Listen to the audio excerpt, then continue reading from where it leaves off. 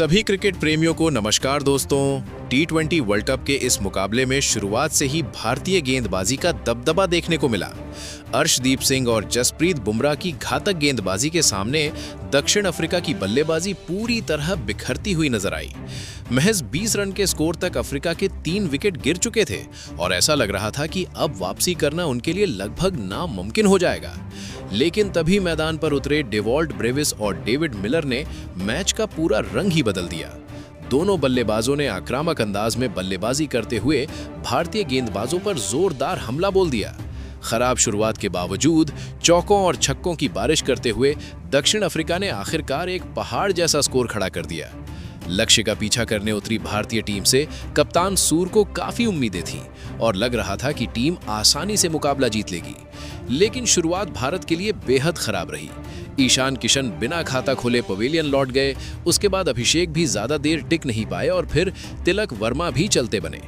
एक समय ऐसा लगने लगा था कि आज टीम इंडिया पूरी तरह बिखर सकती है, मगर इसके बाद कप्तान सूर और शिवम दुबे ने जिम्मेदारी संभाली और पारी को संभालते हुए टीम को मुकाबले में वापस ला दिया।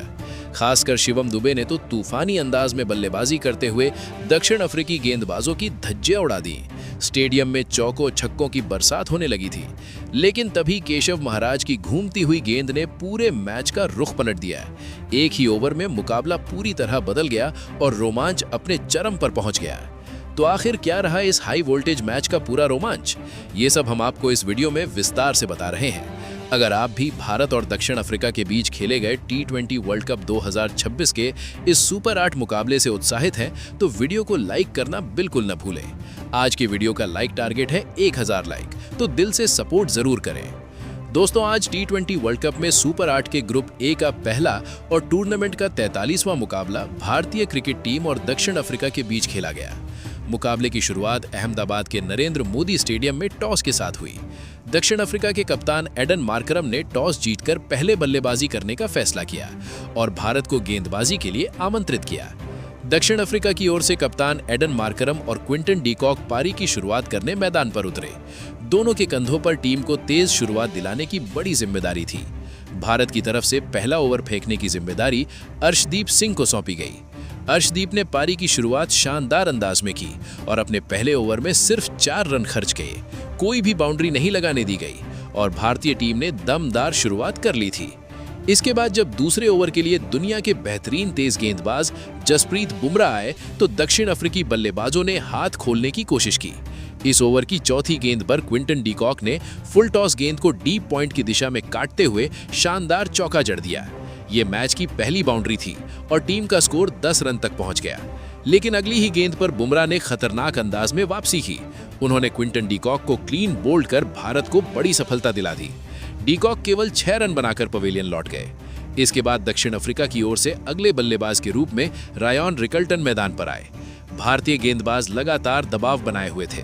तभी अगले ओवर में अर्शदीप सिंह ने एक बार फिर कमाल दिखाया। इस ओवर की चौथी गेंद पर कप्तान एडन मार्करम बड़ा शॉट खेलने के प्रयास में थे, लेकिन गुड लेंथ गेंद को मिड ऑफ की दिशा में हवा में उठा बैठे। वहां मौजूद हार्दिक पांड्या ने शानदार कैच लपकते हुए उन्हें पवेलियन भेज दिया। मार्करम केवल 4 रन बनाकर आउट हो गए और भारत को दूसरी बड़ी सफलता मिल गई। देखते ही देखते दक्षिण अफ्रीका ने मात्र 12 रन के स्कोर पर अपने 2 बड़े विकेट गंवा दिए थे। इसके बाद क्रीज पर उतारे गए खतरनाक बल्लेबाज डेवॉल्ट ब्रेविस। लगातार 2 झटकों से अफ्रीकी टीम की कमर शुरुआती ओवरों में ही टूटती नजर आ रही थी। लेकिन इसी ओवर की आखिरी गेंद पर रायन रिकल्टन ने अर्शदीप सिंह की ऑफ स्टंप के बाहर जाती तेज गेंद पर जोरदार पुल शॉट खेल दिया। गेंद सीधा दूसरे टियर में जा गिरी और एक शानदार छक्का मिल गया। 3 ओवर के बाद स्कोर 19 रन हो चुका था। यहां तक भारतीय टीम मुकाबले पर मजबूत पकड़ बनाए हुए थी। इस दबाव का फायदा चौथे ओवर में जसप्रीत बुमराह ने उठाया। उन्होंने खतरनाक बल्लेबाजी क्षमता रखने वाले रायन रिकल्टन को आखिरी गेंद पर शिवम दुबे के हाथों कैच आउट करा दिया। रिकल्टन केवल 7 रन बनाकर पवेलियन लौट गए।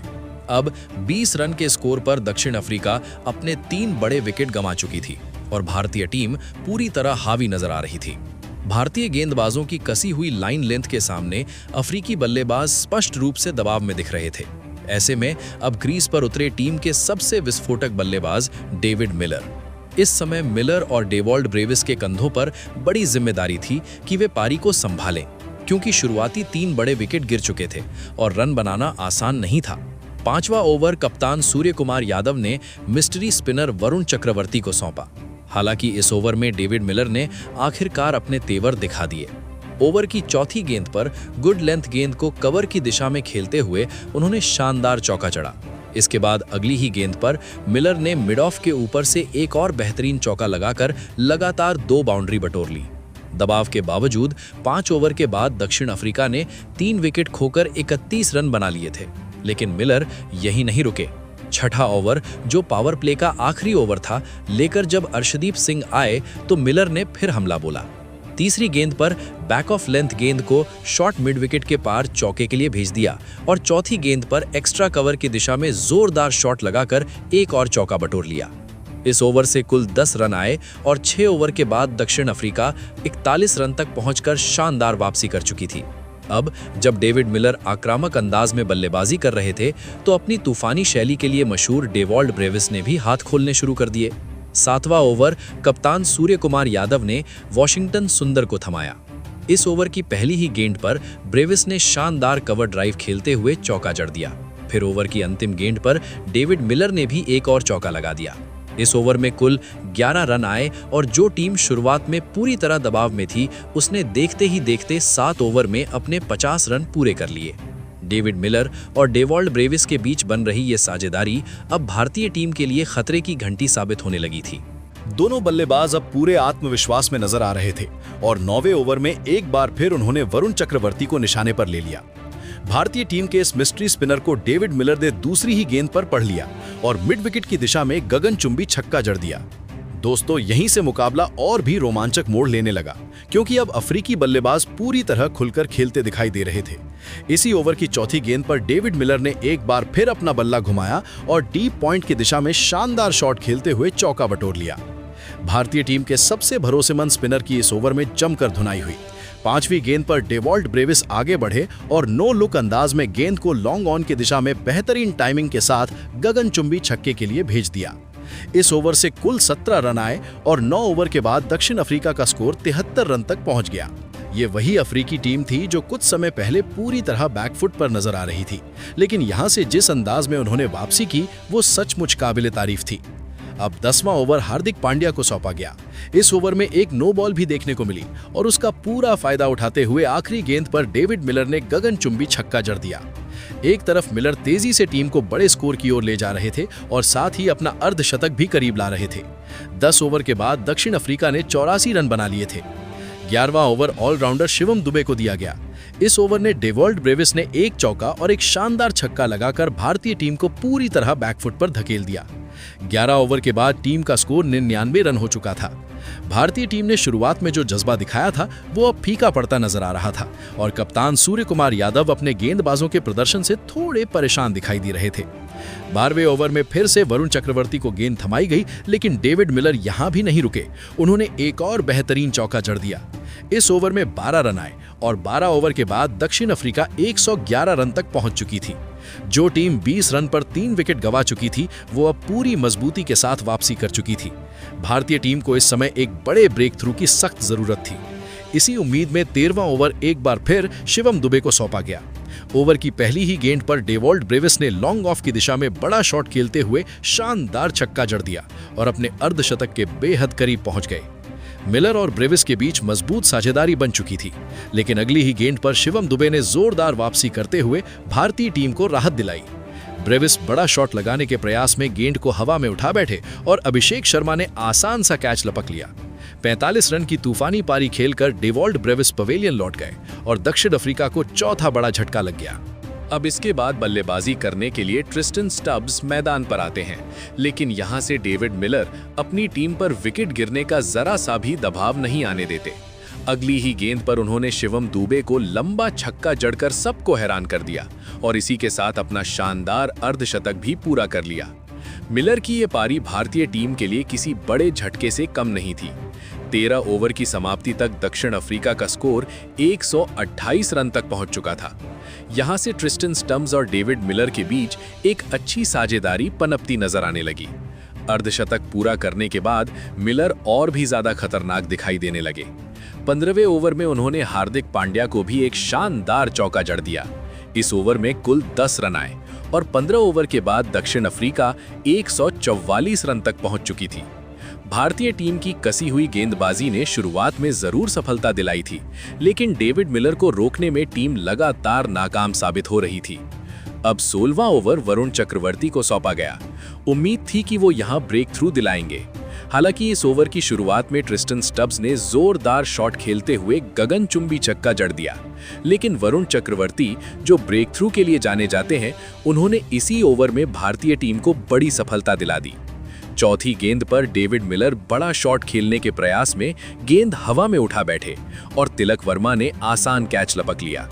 63 रन की विस्फोटक पारी खेलकर मिलर पवेलियन लौट गए और भारतीय टीम को सबसे बड़ी राहत मिली। 152 रन के स्कोर पर दक्षिण अफ्रीका ने अपने 5 बड़े विकेट गंवा दिए थे। हालांकि मिलर की ये पारी लंबे समय तक याद रखी जाएगी। इसके बाद बल्लेबाजी के लिए मार्को यानसन मैदान पर आए।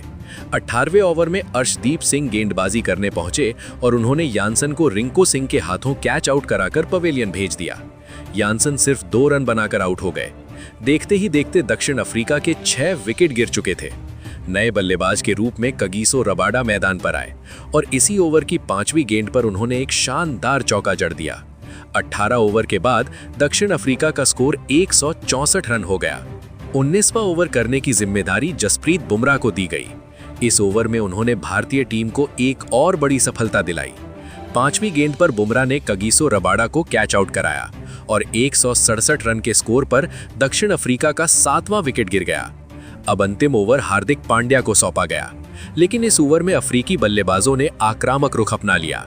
तीसरी गेंद पर फाइन लेग की दिशा में चौका लगाया गया और फिर आखिरी 2 गेंदों पर लगातार 2 गगनचुंबी छक्के जड़ दिए गए। इसी के साथ दक्षिण अफ्रीका का स्कोर 20 ओवर में 7 विकेट के नुकसान पर 187 रन तक पहुंच गया और भारतीय टीम के सामने 188 रन का बड़ा लक्ष्य रख दिया गया। अब इस विशाल लक्ष्य का पीछा करने के लिए भारतीय टीम की ओर से 2 दिग्गज बल्लेबाज मैदान पर उतरे। इस बड़े मुकाबले में विकेट कीपर बल्लेबाज ईशान किशन और विस्फोटक ओपनर अभिषेक शर्मा के कंधों पर टीम इंडिया को तेज और धमाकेदार शुरुआत दिलाने की बड़ी जिम्मेदारी थी। इस अहम मुकाबले में पहला ओवर लेकर आते हैं दक्षिण अफ्रीका के कप्तान एडन मार्क्रम और पहली ही ओवर में वो भारतीय टीम को बड़ा झटका दे देते हैं। चौथी गेंद पर इनफॉर्म बल्लेबाज ईशान किशन बड़ा शॉट खेलने के प्रयास में गेंद को हवा में उठा बैठते हैं और रेयान रिकेल्टन के हाथों कैच आउट हो जाते हैं। भारतीय टीम बिना खाता खोले अपना पहला विकेट गंवा देती है। ईशान किशन आज पूरी तरह फ्लॉप साबित होते हैं और टीम इंडिया को शुरुआती झटका लग जाता है। अब पहले ही ओवर में तिलक वर्मा को बल्लेबाजी के लिए मैदान पर आना पड़ता है। हालांकि इसी ओवर की अंतिम गेंद पर अभिषेक शर्मा शानदार कवर ड्राइव खेलते हुए चौका जड़ते हैं और अपना खाता खोलते हैं। ये पिछले 4 मैचों में अभिषेक शर्मा की पहली बाउंड्री थी। पहली ओवर के बाद भारत का स्कोर 5 रन हो जाता है, लेकिन दूसरा ओवर भी भारतीय टीम के लिए मुश्किलें लेकर आता है। एडन मार्क्रम एक बार फिर गेंदबाजी में कमाल दिखाते हैं और इस ओवर की पहली ही गेंद पर तिलक वर्मा को क्विंटन डी कॉक के हाथों कैच आउट करा देते हैं। तिलक वर्मा सिर्फ 1 रन बनाकर पवेलियन लौट जाते हैं। महज 5 रन के स्कोर पर भारत के 2 बड़े विकेट गिर चुके थे। ऐसे दबाव भरे हालात में भारतीय कप्तान सूर्य कुमार यादव को दूसरे ही ओवर में बल्लेबाजी के लिए उतरना पड़ता है। मुकाबला अब बेहद रोमांचक मोड़ पर पहुंच चुका था। अब सूर्य कुमार यादव और अभिषेक शर्मा के कंधों पर बड़ी जिम्मेदारी थी कि वे टीम को इस मुश्किल परिस्थिति से बाहर निकालें। सूर्य कुमार यादव मैदान पर आते ही पूरी तरह सेट नजर आए। अगली ही गेंद पर उन्होंने बेहतरीन टाइमिंग और कलाइयों का शानदार इस्तेमाल करते हुए मिड विकेट की दिशा में चौका जड़ दिया। यही नहीं, ओवर की चौथी गेंद पर उन्होंने शानदार कट शॉट खेलकर गेंद को फिर से बाउंड्री के पार भेज दिया। इस ओवर से कुल 8 रन आए और 2 ओवर के बाद भारत ने 2 बड़े विकेट खोने के बावजूद 13 रन बना लिए थे। अब जिम्मेदारी अभिषेक शर्मा पर थी कि वे अपना विस्फोटक अंदाज दिखाएं। तीसरे ओवर में जब कगिसो रबाडा गेंदबाजी करने आए तो अभिषेक ने आक्रामक रुख अपनाया। उन्होंने थर्ड मैन की दिशा में शानदार छक्का जड़ा और फिर ओवर की आखिरी गेंद पर चौका लगाकर इस ओवर से 10 रन बटोर लिए। 3 ओवर के बाद भारत का स्कोर 23 रन हो चुका था और लग रहा था कि सूर्या और अभिषेक की जोड़ी अब जमने लगी है। लेकिन तभी भारतीय टीम को एक और बड़ा झटका लग जाता है। 5वें ओवर में मार्को यानसन गेंदबाजी करने आते हैं और अभिषेक शर्मा बड़ा शॉट खेलने के प्रयास में कगिसो रबाडा के हाथों कैच आउट हो जाते हैं। अभिषेक 15 रन बनाकर पवेलियन लौट जाते हैं और एक बार फिर भारतीय टीम दबाव में आ जाती है। देखते ही देखते भारत के 3 बड़े विकेट गिर चुके थे। अब वॉशिंगटन सुंदर को 5वें नंबर पर बल्लेबाजी के लिए भेजा जाता है। सूर्य कुमार यादव के साथ मिलकर वो संयमित अंदाज में पारी को संभालने की कोशिश करते हैं।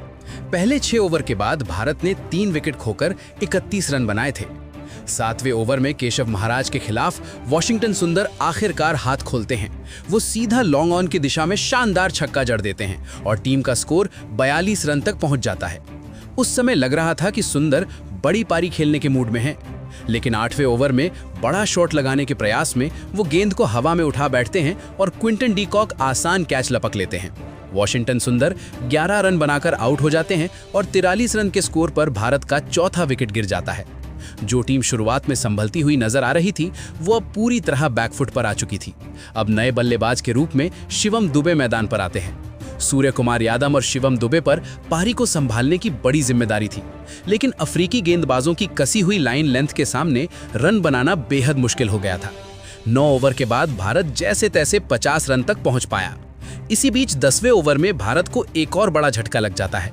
कगिसो रबाडा पहली ही गेंद पर सूर्य कुमार यादव को डेवोल्ड ब्रेविस के हाथों कैच आउट करा देते हैं। सूर्य कुमार 18 रन बनाकर पवेलियन लौट जाते हैं।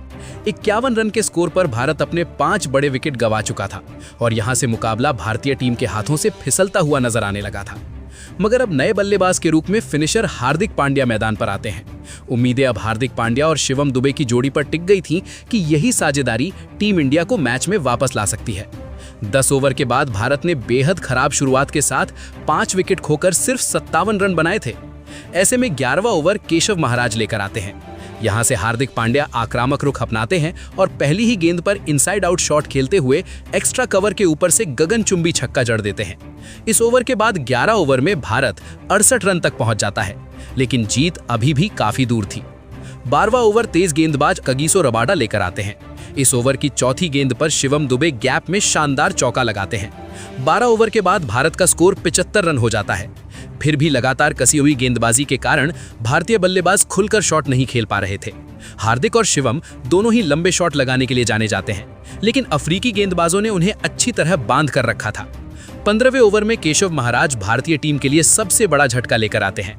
पहली ही गेंद पर हार्दिक पांड्या बड़ा शॉट लगाने के प्रयास में बाउंड्री पर कैच थमा बैठते हैं। हार्दिक 18 रन बनाकर आउट हो जाते हैं और भारत का 6वां विकेट गिर जाता है। अब रिंकू सिंह मैदान पर आते हैं, लेकिन वो भी ज्यादा देर टिक नहीं पाते। बड़ा शॉट खेलने की कोशिश में रिंकू सिंह ट्रिस्टन स्टब्स के हाथों कैच आउट हो जाते हैं और बिना खाता खोले पवेलियन लौट जाते हैं। 86 रन के स्कोर पर भारत के 7 विकेट गिर चुके थे। अब भी जीत 100 से ज्यादा रन दूर थी और उम्मीद सिर्फ शिवम दुबे पर टिकी हुई थी। अर्शदीप सिंह बल्लेबाजी के लिए आते हैं, लेकिन वो भी बड़ा शॉट लगाने के प्रयास में कैच आउट हो जाते हैं। 88 रन पर भारत का 8वां विकेट गिर जाता है। स्थिति अब बेहद खराब हो चुकी थी। जीत अभी भी लगभग 100 रन दूर थी और सिर्फ 2 विकेट शेष थे। शिवम दुबे अकेले संघर्ष करते नजर आ रहे थे, जबकि कप्तान सूर्य कुमार यादव के चेहरे पर चिंता साफ झलक रही थी। अब वरुण चक्रवर्ती मैदान पर आते हैं। 16वें ओवर में शिवम दुबे कोशिश करते हुए पहली ही गेंद पर मिड विकेट की दिशा में शानदार छक्का जड़ते हैं। अगली गेंद पर लॉन्ग ऑन की तरफ एक और बड़ा शॉट लगाकर वो कुछ उम्मीद जरूर जगाते हैं। 16 ओवर के बाद भारत 101 रन तक पहुंच जाता है, लेकिन इसके बाद भारतीय टीम बड़े शॉट लगाने में नाकाम रहती है। आखिरी 2 ओवरों में जीत के लिए 83 रन की दरकार थी। 19वां ओवर मार्को यानसन लेकर आते हैं। पहली ही गेंद पर शिवम दुबे गगनचुंबी छक्का जड़ते हैं और उस समय वो 42 रन पर खेल रहे थे। लग रहा था कि शायद वो कोई चमत्कार कर दें, मगर चौथी गेंद पर बड़ा झटका लगता है। मार्को यानसन शिवम दुबे को लुंगी एनगिडी के हाथों कैच आउट करा देते हैं। 42 रन की जुझारू पारी खेलकर शिवम दुबे पवेलियन लौट जाते हैं और 111 रन पर भारत का 9वां विकेट गिर जाता है। अंतिम बल्लेबाज के रूप में जसप्रीत बुमराह मैदान पर आते हैं, लेकिन अगली ही गेंद पर वो भी एडन मार्करम के हाथों कैच आउट हो जाते हैं। इस तरह भारतीय टीम 111 रन पर ऑल आउट हो जाती है और इस महामुकाबले में 76 रन के बड़े अंतर से हार का सामना करती है। सुपर 8 के पहले ही मुकाबले में मिली इस करारी हार ने भारतीय टीम की मुश्किलें बढ़ा दी हैं। दोस्तों, इस हाई वोल्टेज मैच में टीम इंडिया को 76 रन की बड़ी हार झेलनी पड़ी, जो T20 विश्व कप 2026 में अब तक की सबसे बड़ी हार बन गई है। अब सोचने वाली बात यह है कि यही दक्षिण अफ्रीका की टीम है जिससे भारतीय टीम ने फाइनल के महामुकाबले में साल 2024 के T20 विश्व कप में रोहित शर्मा की कप्तानी में हराया था। और इससे भी बड़ी बात यह है कि यही वही टीम है जिसने 2011 वनडे विश्व कप में भारत को ग्रुप स्टेज में हराया था। उस टूर्नामेंट में भारत की एकमात्र हार दक्षिण अफ्रीका के खिलाफ ही आई थी, जबकि बाकी सभी मैच भारतीय टीम ने जीते थे। यानी साफ है कि दक्षिण अफ्रीका, जिसे अक्सर चोकर्स कहा जाता है, बड़े मुकाबलों में पलटवार करना अच्छी तरह जानती है। इस हार के साथ भारतीय टीम को एक तगड़ा झटका लगा है। वहीं टीम इंडिया, जो मौजूदा विश्व चैंपियन है, T20 की नंबर 1 टीम मानी जा रही थी और टूर्नामेंट जीतने की सबसे बड़ी दावेदार समझी जा रही थी, जिसने अपने ग्रुप स्टेज के चारों मैच जीतकर पॉइंट्स टेबल में टॉप किया, उसे सुपर 8 के पहले ही मुकाबले में दक्षिण अफ्रीका ने बड़ा झटका दे दिया है। अब भारतीय टीम के लिए आगे का रास्ता बेहद कठिन हो गया है। आने वाले हर मुकाबले का महत्व करो या मरो जैसा बन चुका है। भारत के पास अभी 2 अहम मौके हैं। पहला मुकाबला जिम्बाब्वे के खिलाफ और उसके बाद वेस्टइंडीज से भिड़ंत। अगर भारतीय टीम इन दोनों मैचों में जीत दर्ज करती है, तभी सुपर 4 यानी सेमीफाइनल की राह खुलेगी। उसके बाद सेमीफाइनल जीतना होगा, तभी फाइनल में जगह बनेगी और फिर फाइनल जीतकर ही टीम दोबारा विश्व चैंपियन बन सकती है। यानी अब समीकरण बिल्कुल साफ है। इस चरण में अगर भारतीय टीम एक भी मैच हारती है तो फाइनल तक पहुंचने की उम्मीदों को बड़ा झटका लग सकता है। सबसे अहम बात यह है कि भारतीय टीम बहुत गलत समय पर हारी है।